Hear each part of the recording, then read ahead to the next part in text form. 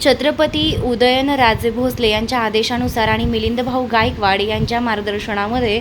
Doctor Mahesh Joshi यांचे श्रीमंत छत्रपती राजे प्रतिष्ठान संघटनेच्या येवला अध्यक्षपदी निवड करण्यात आली. छत्रपतींचे विचार समाजात रुजवण्यासाठी आणि स्थानिक नागरिकांच्या असणाऱ्या समस्या सोडवण्यासाठी छत्रपती राजे प्रतिष्ठान सदैव तत्पर असेल, असे मिलिंदभाऊ गायकवाड म्हणाले. यावेळी संघटन जास्तीत जास्त मजबूत करण्याचा आणि तळागाळापर्यंत पोहोचवण्याचा आम्ही पुरेपूर प्रयत्न करू, अशी ग्वाही डॉक्टर जोशी यांनी दिली. यावेळेस प्रामुख्यानं माननीय नगरसेवक भाजप आणि ज्येष्ठ नेते प्रमोदभाऊ सस्कर, मुकुंदभाऊ साठे,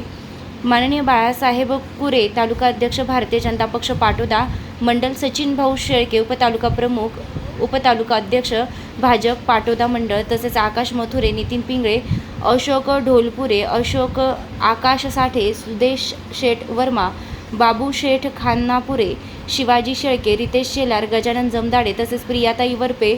गणेश आव्हाड, शरद कदम, नवनाथ आव्हाड, समाधान कुरे, गोपाल मुटेकर आदी कार्यकर्ते उपस्थित होते.